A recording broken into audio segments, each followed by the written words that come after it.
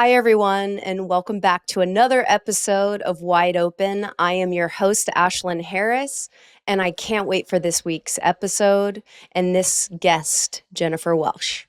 Well, as you all know, I don't get too political on my podcast, Wide Open, but I think right now everything matters and everything is becoming political. Rights are being taken, especially in my community, women's rights. We're rolling back everything. And I think it's important when you have a platform to do right by your community and the people that actually follow you, that you talk about the things that matter most. And I know most of you out there are allies of our community or a part of it. And we had Jasmine Crockett on last week to kind of just talk to us about the state of where our government is right now with the shutdown going on and now it, recently being reopened. I wanted to bring in a more culturally relevant podcaster, political analysis now, Jennifer Welch, because I find that the way her take on politics is easily digestible because it's culturally relevant. I think she is funny. I think she is extremely intelligent. She knows what she's talking about. There's truth to her voice. And she knows how to have a good time. And I want to bring that voice into this show, especially now she's a neighbor. She just moved to New York City. And I'm getting to spend a lot of time with her. And I want you all to be able to listen to what's going on because, with the Epstein files being released and the world is an absolute dumpster fire right now, we need to figure out how we're going to show up and how we're going to move forward, how we're going to hold people accountable, and how we're going to create a better space moving forward that this never happens again. And I hope you guys take something out of this podcast because I find her insanely intelligent with what she's doing, and she's going viral everywhere for the work she's doing in politics and how she's choosing to show up for immigrants and queer people like myself. So enjoy the episode, everyone.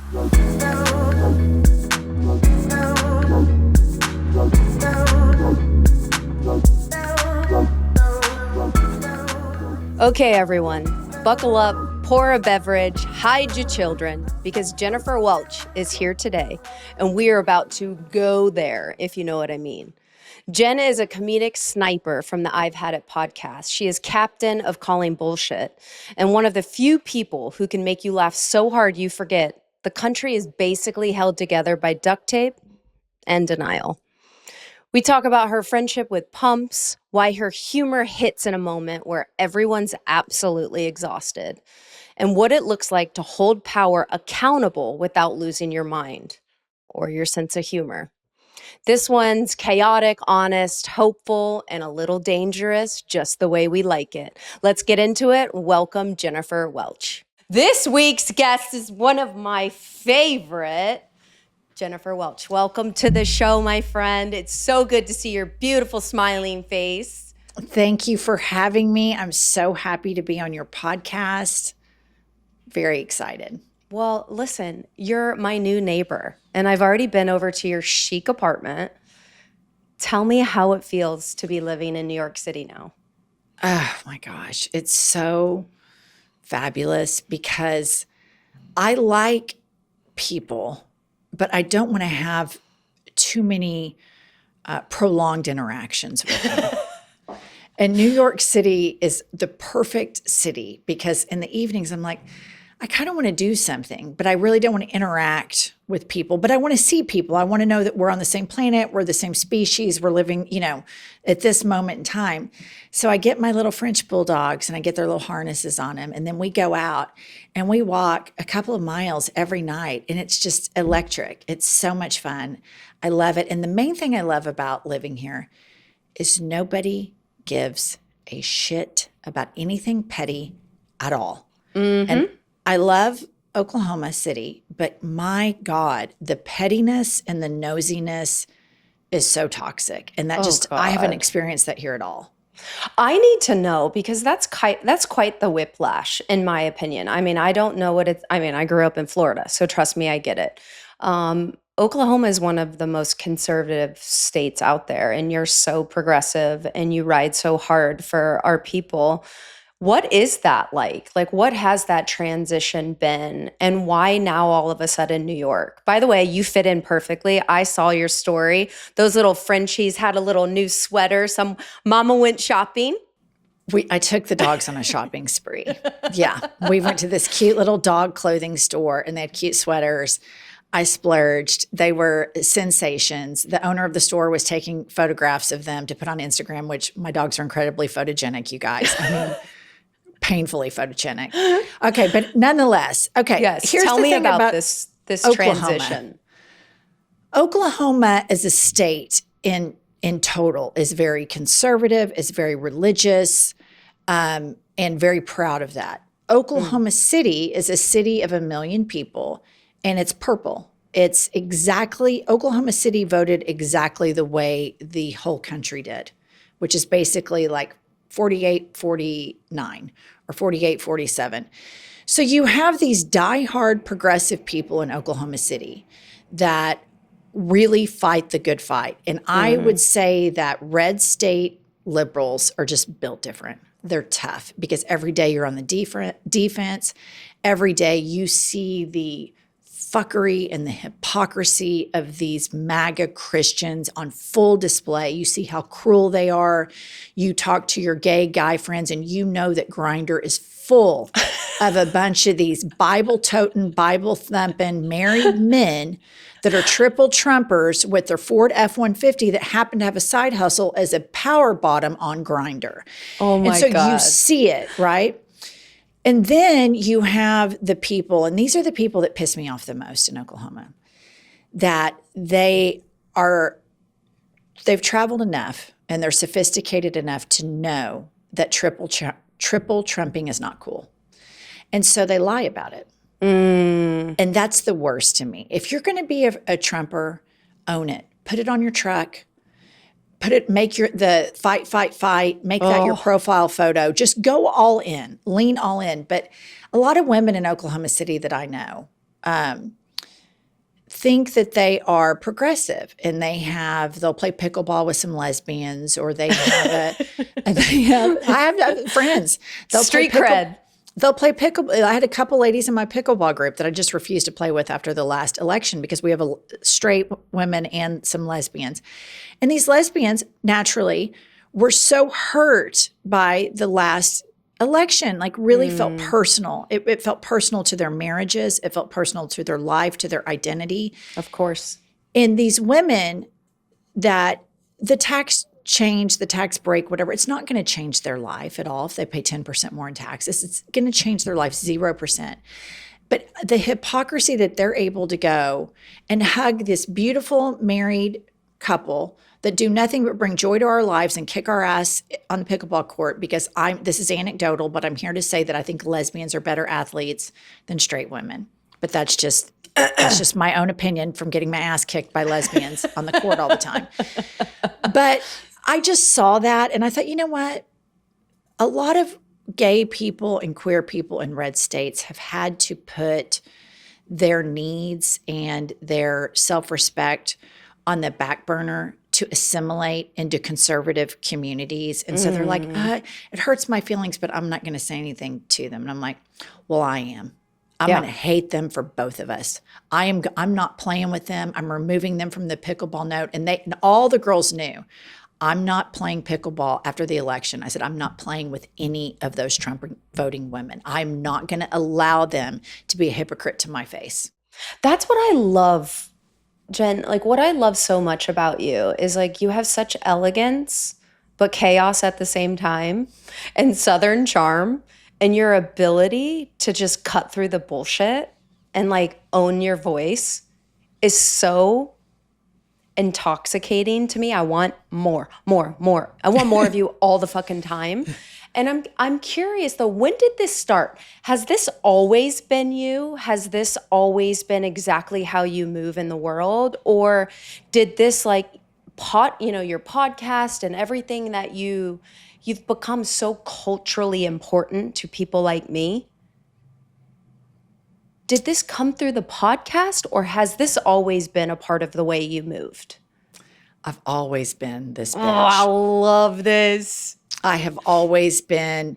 So I was raised by atheists in the Bible Belt. And so that put me on defense, because if you live in the Bible Belt, to your listeners that have never lived in the South, it's important that you understand this distinction. Evangelicals are kind of different than like a Methodist, Presbyterian, and Episcopalian. Evangelicals, their number one goal is to recruit people, and they're constantly concerned about your soul, telling you're going to go to hell and demons are going to torture you forever. Jesus is coming back, rapture preppers, bananas shit, right? This isn't Christian light. I have a spiritual thing. This is crazy town.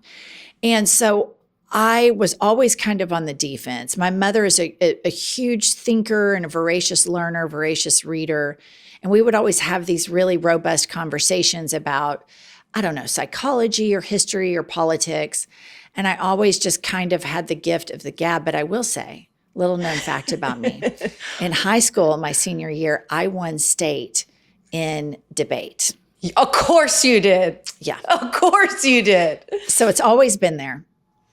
I love this because it's not just that, like, you're so quick and you're witty and you get it. This is what I love. The fucking names you have for these idiots makes it so fun to be a part of. Like, I never thought politics was so fun until I met you. Where did you come up with Kankles McTaco tits? What do you call them? Baby titties? What? The things you're dropping, I'm like, oh, actually, she's insanely intelligent, but she's a comedian now. Like, what? So where did that come from? It just comes out of me, and we don't plan it ahead. Like, we have talking points, like we're going to talk about this, about this, about this. And then once I get worked up, it's like somebody just wound me up. And then I go in front of the microphone, and then it just, and I forget, because we film so much, Ashlyn, I forget half the shit I say. And so then Kylie will cut it up and she puts it on Instagram, right? And then I'm scrolling through, and then that Kankles McTaco tits, that's the one where I'm like, get your fat asses out of the Mexican restaurant and go to Cracker Barrel. Well, it goes viral. Fox News did like 3 days wall-to-wall coverage on it, right? And I forget that I said it. And then it just is this moment, because I think I'd probably recorded that maybe 20 days before it went viral, or maybe 15 days before it went viral. And then Kylie, our darling, very talented lesbian producer, she's so good at taking what we say and cutting it up and making it go viral. But all of that shit, like the little smoky for JD Vance, because he's the little, he has the smoky eye. Yeah. Tell me, lay it out. For the listeners who don't know, if you're not listening to the I've Had It podcast, wake the fuck up, because it literally is one of the best out there, if not the best in my opinion. Run me through what you say to these political leaders in terms of nicknames. Let's just call them nicknames, but what are the hot ones right now? Because I need the listeners to hear this. Okay, so we have for Trump, it was Kankles McTaco tits, but now I just refer to him as Kanks. Thanks. Just Kanks. And it's so satisfying. And actually, we went and moderated Kamala Harris's book tour in Los Angeles. And I told her on stage that I called him Kanks. And she just like whipped her head. She goes, I love that. There's just something satisfying about it. So because good. it's kind of like skank, but Kanks. Kanks. And then JD Vance, his official name is failed drag queen, smoky eye sociopath. And I just refer to him as Lil Smokey, Lil apostrophe. Ted Cruz is the unfuckable Ted Cruz. I love this. Because he just is horrific. And obviously, Pumps calls Caroline Levitt Caroline KKK Levitt. And then there's this billionaire that's always around Trump. His name is Howard Lutnick, and we call him Howard Nutlick. But I can't take credit for that. That was somebody on the Midas Touch that did that. That's so good. But the thing about these men is they are such dorks. Furthermore, I've never seen so many men, and I have hung out, I'm an interior designer for 25 years before I ever did any podcasting. I have never heard groups of men, gay or straight, have to talk about their masculinity as much as I've heard the men in this administration and the supporters of this administration. And we just found out recently, Ashlyn, through these Epstein drops, that Donald Trump gave somebody named Bubba a blowjob, and that apparently Vladimir Putin had the goods on this, either video or photo. Yeah. And I can't for the life of me understand why everybody isn't talking about this 24/7, 365. Yeah. I want to talk about Trump blowing Bubba all day.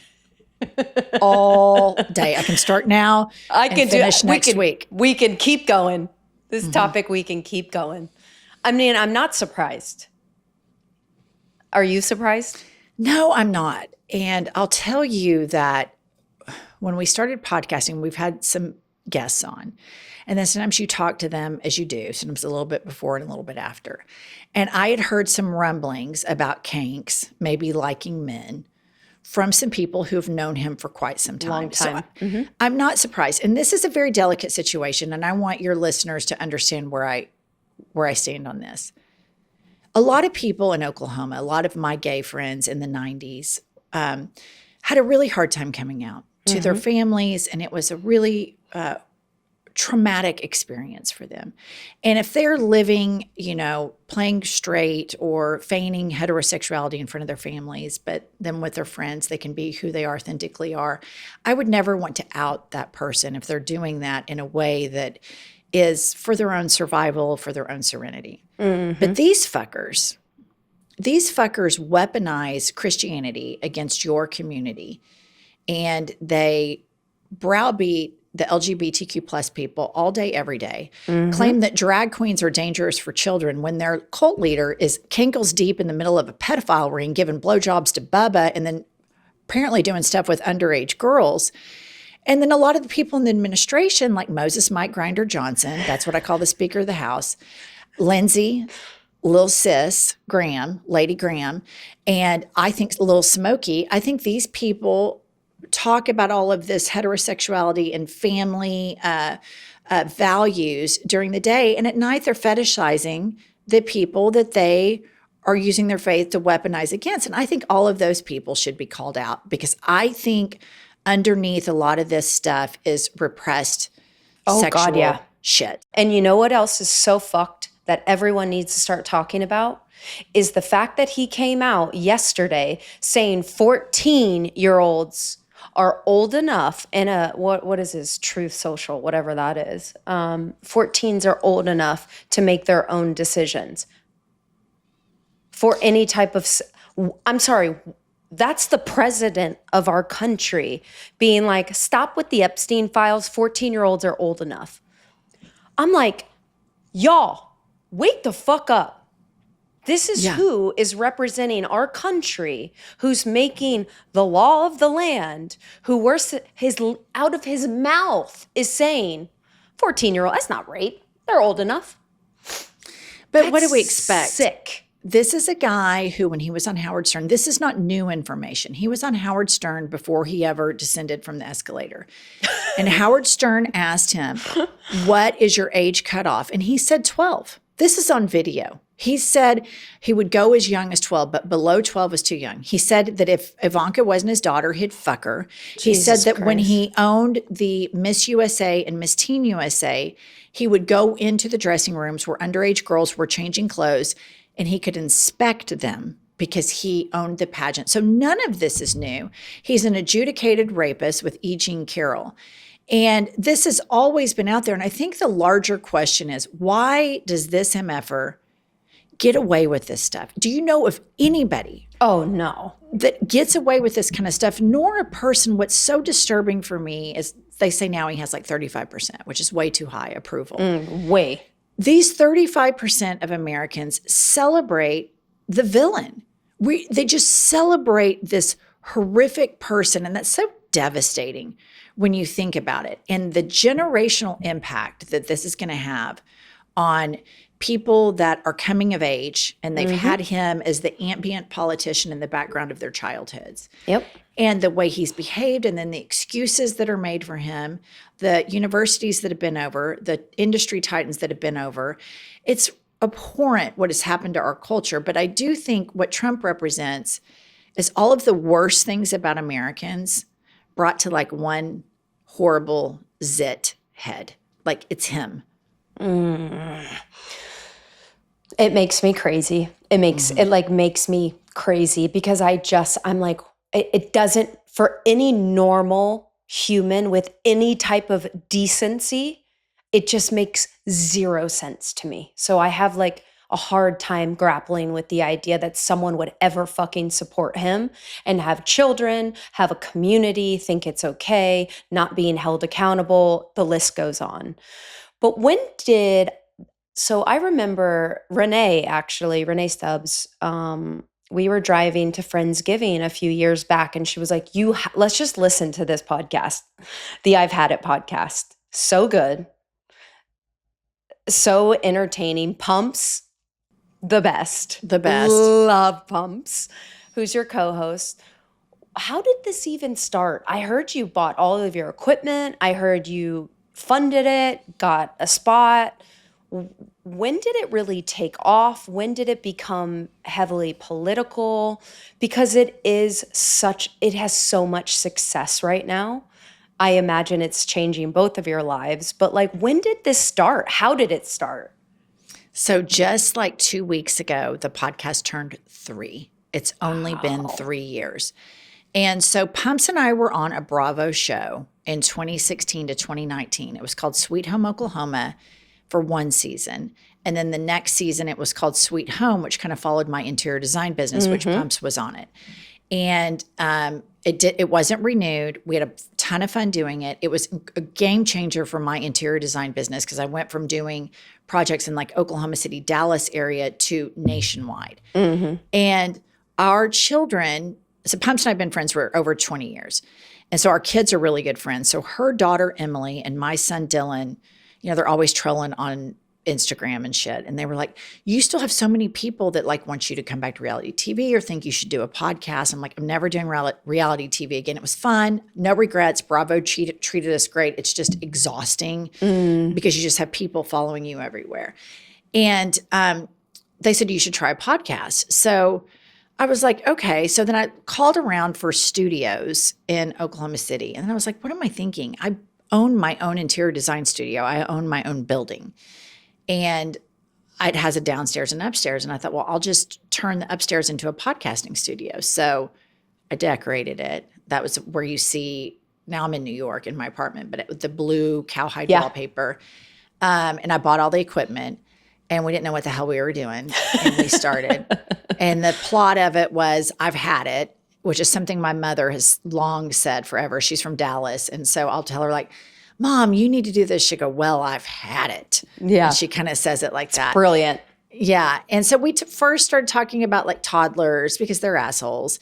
And we loved our toddlers, but they're difficult. And gender reveal parties, people that have conversations online instead of, you'll see people that are performative couples online instead of like just privately texting each other, just stupid grievances that either people were offenders of. They're like, oh my God, you got me. I do that. But it was all in good fun. To know me now or 25 years ago or 30 years ago, you would know Jennifer's very political. Jennifer's a political junkie. Yeah, she does interior design, but she is diehard into politics. So it can't help but ooze out of me, politics. And when I see injustice, I speak out about it. And so, when we first started it, Joe Biden was president. Kanks was a little bit around, but it's just like, okay, whatever. Well, then it really starts gearing up and he's gearing up. And so it took a turn to politics. And then once we turned there, and then now where we are, I feel like it would be malpractice to have a microphone and not speak about this. Correct.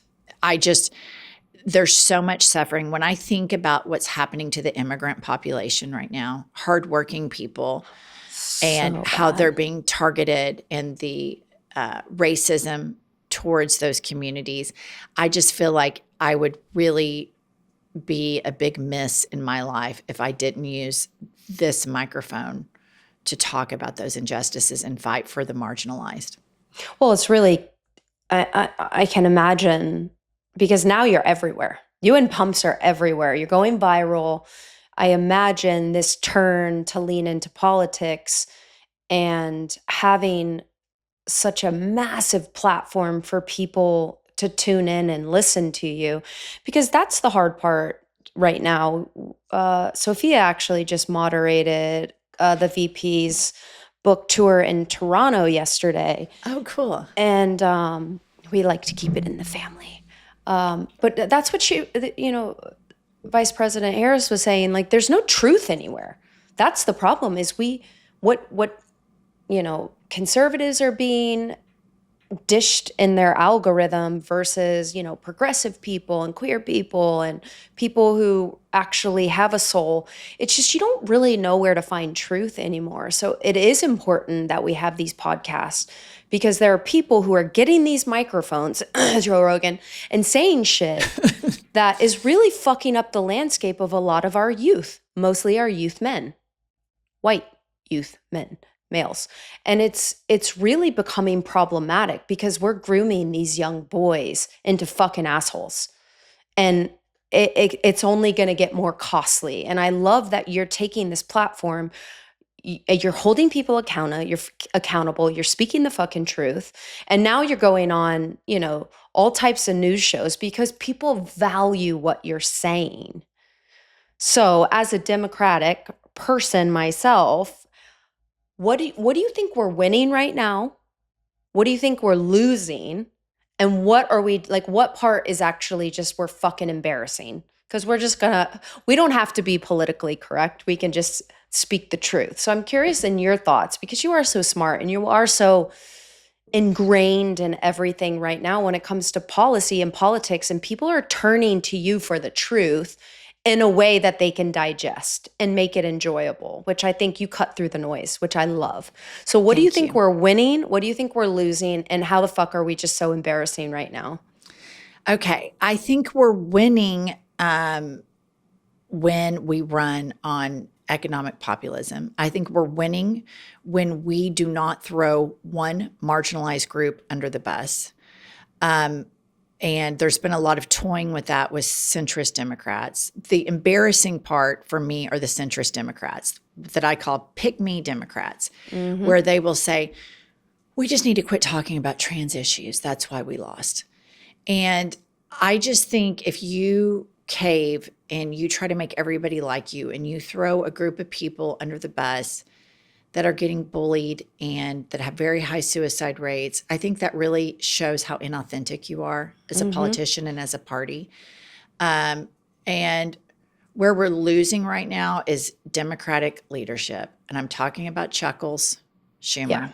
I'm talking about Hakeem Jeffries, and I'm talking about some other Democrats that, like Cory Booker, that are beholden to AIPAC corporations. And let me spell this out for your listeners like this, because I think this is very important. I think this is going to be a litmus test.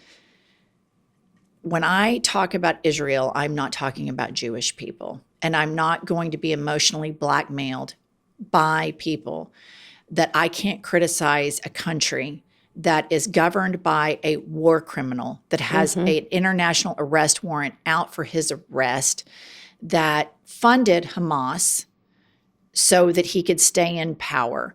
I am not going to be told that I can't criticize that. And if I criticize that, that I'm anti-Semitic. That's bullshit. That's emotional blackmail. And that doesn't help Jewish people. It doesn't help anybody. And so think about it like this, Ashlyn. Elon Musk gave Trump $330 million to get him elected, right? Do you want to know who else gave Trump $330 million? AIPAC. AIPAC and its affiliates gave Trump $330 million. Wouldn't it be disqualifying right now if Hakeem Jeffries or Cory Booker or any Democratic politician took money from Elon Musk? They would be kicked down the river. You'd say, we want you out of our party. But they take money from AIPAC. And if you notice, these are the people that didn't endorse Zoran Mamdani. And they didn't endorse him from what I can see, is the Democrats that try to play pick me are what I called controlled opposition. So they're controlled by the same force that wanted kinks to win. Why do these people want kinks to win? Because kinks will let them do war crimes. Kinks will let them do horrible things. And I think it's important for the Democratic Party, and Zoran did this really beautifully, and I think that we with microphones need to keep messaging this. Anti-Semitism is linked to Islamophobia, is linked to homophobia, is linked to transphobia, is linked to sexism, is linked to racism. And we can say, for sure, there's been a rise in anti-Semitism. But I can also say there's been a rise in Islamophobia. And I can also say there's been a rise in misogyny and sexism. You know, just you can't hardly turn on. The New York Times ran an opinion piece that said, "Did women ruin the workplace?" This is the New York Times. The shit going on there, Jennifer, is crazy. wild right now. And so we can't prioritize anti-Semitism as the only form of bigotry that is important. We have to make sure they're all the same and not one gets preferential treatment over the other, because they are all connected. I think this helps keeps Jewish people safe. It helps keep Muslim people safe, women safe, etc. And so I think we win when we message an economic populist message plus universal human rights. And as it pertains to Zoran, I think the most embarrassing thing on the planet is that Chuckles and Hakeem, both from New York, did not endorse him. And maybe they're not as liberal as he is. And that's fine. I think they can say, look, I agree with Zoran 7 out of 10 things, but he won. The people of New York voted for him. He kicked everybody's ass. And as a Democrat, I'm endorsing him. He's a little further left than me, but you know what? That's okay. But they didn't do it because of this Israel thing. And then you have like the ADL, the Anti-Defamation League, that started this Mamdani monitor. And this guy that runs the ADL, his last name is Greenblatt. And it just amazes me that for the ADL and for Jewish people, anti-Semitism from a white, rich supremacist named Elon Musk, acceptable. It's acceptable. They make a carve out for it. But then criticism of Israel and them killing and starving kids is somehow anti-Semitic. And I want to cut through all of that. And I think the Democrats need to have moral clarity on that, and they need to lead with that, because if they don't, then grifters like Marjorie Taylor Greene are going to come in and fill the void. And she's a very dangerous, bad actor that's trying to rebrand herself. And I call bullshit on it. Bullshit. And Jasmine Crockett said the same fucking thing. Like, we can't forget the core of these fucking people and what they're trying to do right now. And I'm curious now, because we did have, what was it, about a week and a half, 2 weeks ago now, we swept a lot of voting.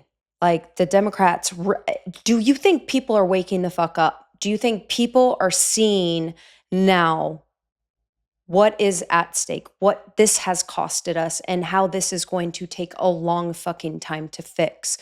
Do you think people get it when you look at those initial reactions from the voting people? I do. I think when you look at what happened with Kamala and Trump, the base didn't show up.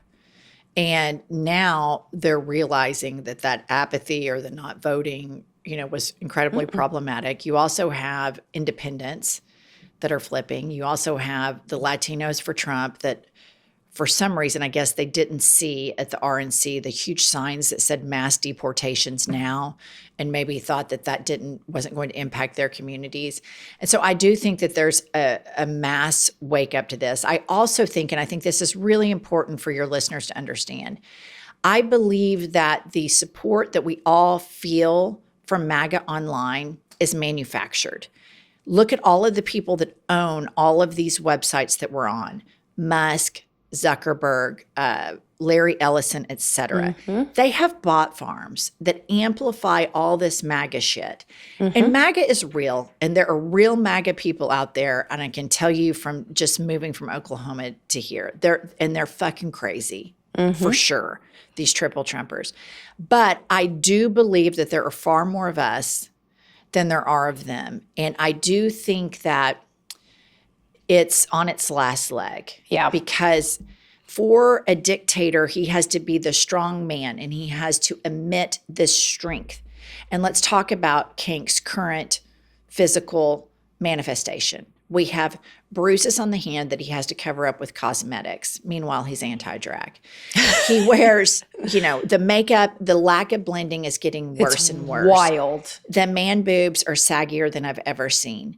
The cankles are out of control. He brags openly about being able to identify an elephant on a piece of paper and said he wanted to challenge AOC to a cognitive test. And just a couple days ago, Ashlyn, somebody in Air Force One asked him, the MRI that you received, was that on your brain? And he said he couldn't remember. So we've got a dementia-ridden Kankles McTaco Tits, who we refer to as Kanks, who is a frail senior citizen. And have you seen that man out of drag? Have you seen it? Oh my God, it's painful. He really looks like shit. The makeup and the orange hair actually improve. And I didn't think that would be possible, but that actually makes him look better. I kind of understand why he does it now. Mm-hmm. So speaking of things that have been trending lately, did you hear the Michelle Obama quote when people keep asking her about, well, what does it look like for you in politics? Would you ever run to be, a president or whatever it is? And she said, listen, y'all aren't ready for a female president, so miss me with the bullshit and stop wasting my time. Which I love too, because she cuts through the noise. She's not playing around. That woman is extremely smart. Yeah. And she knows exactly the landscape of this country. And she said it. Don't fucking waste my time with this bullshit. When y'all are ready to have a female president, we can talk. Right. And I'm curious of what you think about that, because it has been heartbreaking as a woman, especially a queer woman, these last two elections. Jennifer, I really fucking thought we were going to win, and we were going to see this in our lifetime, and we were going to have a woman leading this country. And fuck, have we fallen short. And now I'm curious for what your thoughts are on this. Are we ready? Is this fucking country ready for a woman to lead, or we're still not even close? I have this horrible, I hate to be the skunk at the garden party, Ashlyn, but I have this horrible thought. And you remember when Nikki Haley ran in the primary? Mm-hmm. And she got some good votes. And now she's just quiet. Mm-hmm. I think that broad is going to come out. Ooh. And I am terrified that the first female president might be a conservative. Oh, God, no. And I know that's probably just me living in the Trump era. I think that there's some ways we have to look at it. Both Kamala and Hillary ran in the middle. Mm-hmm. And they played the pick-me Democrat, took corporate donations, and they didn't offer – and I voted for both of them, and I would have been tickled pink. But we have to be constructive in criticizing what errors our party made. I think if Kamala would have come out of the gates and been more critical of Joe Biden and more critical of his foreign policy, but what made her such a good vice president would have made her a good president. She was so disciplined and she was so loyal. I think if we have a woman that came out and ran on economic populism, on universal human rights, I think a woman could win. I do think a woman could win in this country. I think the problem with the Democratic Party with Hillary and Kamala was that they were too centrist. And I think that there's this whole thing that Democrats play. If I'm a centrist, then some of these Republicans are going to vote for me. And I'll tell you when I knew Kamala was going to lose. It was when she started trotting around with Liz Cheney. Mm. I told Pumps, I said, she's going to lose. And she was like, how could you say that? How could you say that? And I said, these Republican women are not going to vote for her because she's walking around with Liz Cheney. Their husbands will say, if you want that new purse, you better vote for Trump or we're going to be broke. And they will do exactly what their husbands say because it's all for these country club Republicans. And that's what that Liz Cheney thing was. And I knew if you're trying to get these people to flip, you're trying to get the wrong people out. Instead, she should have played through the base. And of course, it's easy to Monday morning quarterback. And she ran an incredible campaign in 107 days. But we have to, as we move forward, how do we win? And I mean, a part of me thinks, okay, let's run Andy Brashear, white, Christian, right out of Central Casting, choir boy. But then I think, okay, look at what Zoran just did. And he spoke honestly to people. And he had all the PACs, all the billionaires spent, like, I think I read like 10 billionaires spent like 24, 25 million. And they lost. You know, Andrew Cuomo got his ass beat twice. And so then I think, you know what, let's just have a really robust primary. Maybe it's a woman. But I think the litmus test for the Democratic Party moving forward is if you take corporate donations specifically from AIPAC, I think the base is not going to be forgiving of that, no matter what state you're in. And I think it's toxic. I totally agree. And in your mind, who would you like to see? Who would you like to see running this country? Like, if you could pick anyone, like who do you see right now that have the tools and, more importantly, have the fucking backbone? We fight fire with fire. We're too fucking nice. We're always trying to play too many fucking sides, and we get torched in the process. I agree with you on that. Yeah. I mean, think about it like this, Ashlyn. When Trump had already won, and Joe Biden was still in office before they did the transition, and Joe Biden pardoned his son. And these Democratic strategists go out on the airwaves and they have stage 5 meltdowns. I can't believe he pardoned his son. And I'm like, this is why we fucking lose, motherfuckers. We're playing 2 different games. You're upset that he pardoned his son. Any parent anywhere would do it because you have a whack job prancing into the Oval, and he will try to throw Hunter in jail just to give his rabid cult-like base a bone. And for me, that was one of the more savage things Joe Biden did, and I wish he would have done more of that when he was in office. But I think we have to have just a total fighter. I really like J.B. Pritzker a lot. I like what Gavin Newsom's doing. He's fighting. He's fighting. He's hot. If somebody will just go fight like hell, Gavin's going to have problems and headwinds with the base, with the corporate donations. And if I'm just playing the tape through, because this last presidency, Trump's second victory, has caused the electorate to become more educated. People are more political now, and they're figuring out, why did this happen? And nobody's really tuning into mainstream media anymore, where you just get the, pundits that feed you. Because I used to be a really good, obedient MSNBC Democrat. And that's all I did. Now I'm way, way further to the left. And that's happened to all of us. Yes. And so he's going to have problems. I don't know who it's going to be yet. And I think we need to have a really robust primary. And let them beat up on each other. Let's.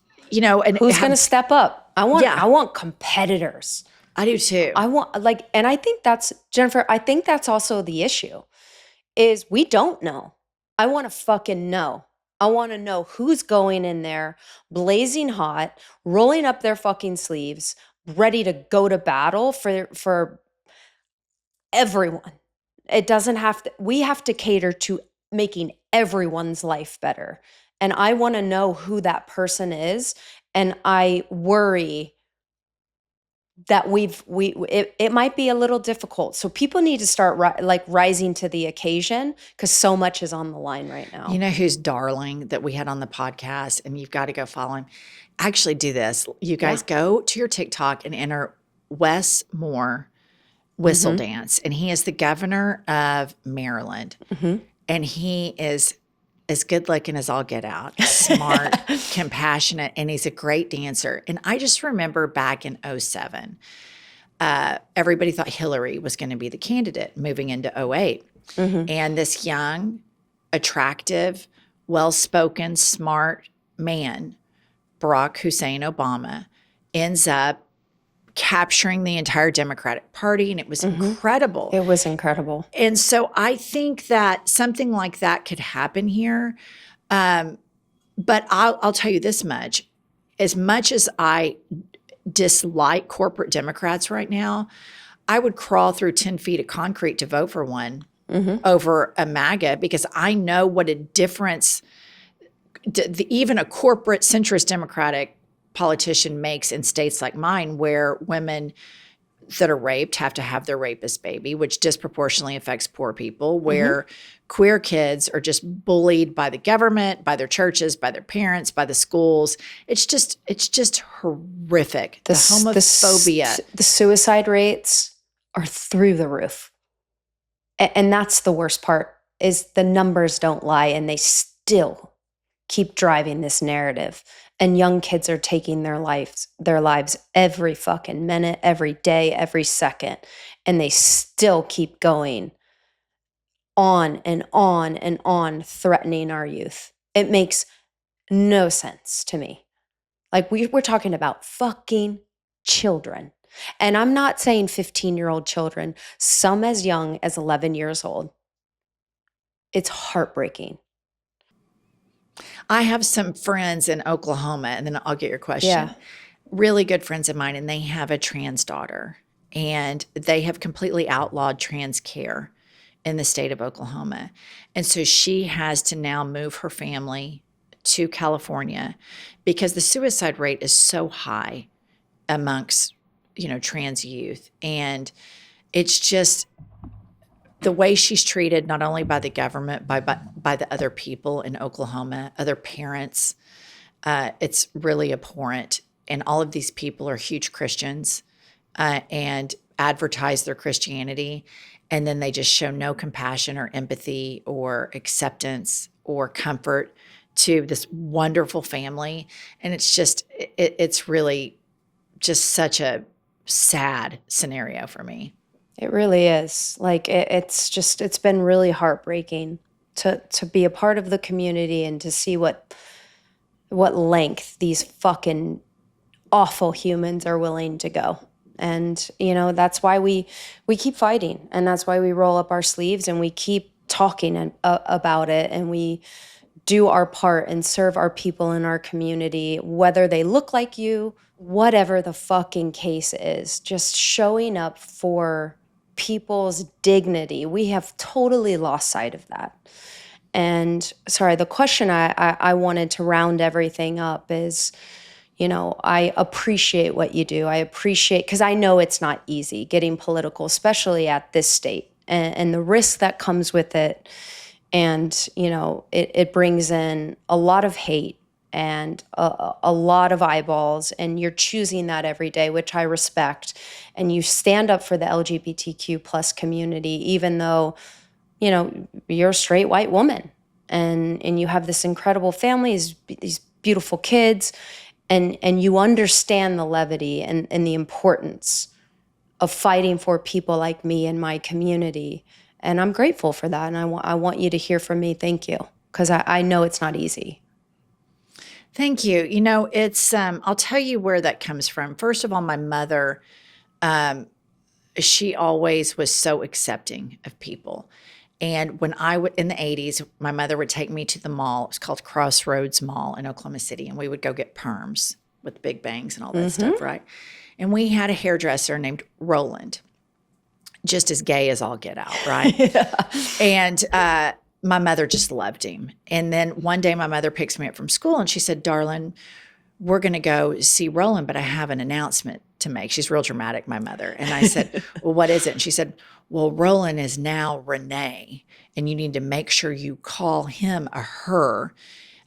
She is transitioning, and we just need to make sure we're accepting and kind." I was 12, okay? So this is the first time I ever heard about somebody being trans. I didn't even know if that was the word, but it wasn't a surprise to me because Roland presented very female, and then definitely Renee seemed much more authentic to who this person is now.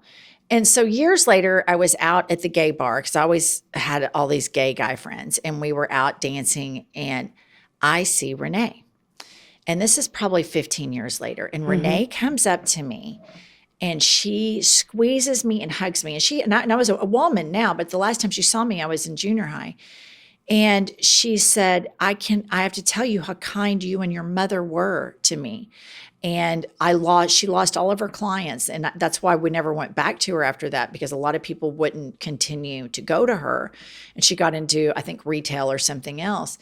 And it made such a difference. And this was before, like maybe you'd hear about this, but that was the way this was taught to me. It was just, this is Roland, now Renee. It's not for our place to judge. And as an atheist in the Bible Belt, I was always so judged by these Christians for not being Christian. And so I think that's why I found so much community in the gay community, because also I like fashion and I'm very shallow and pretentious. Let me just get that out there. We do know our fashion, honey. And so, but the same people that would bully me for my beliefs bullied my gay friends. And so we were able to just cut through all of that superficial act.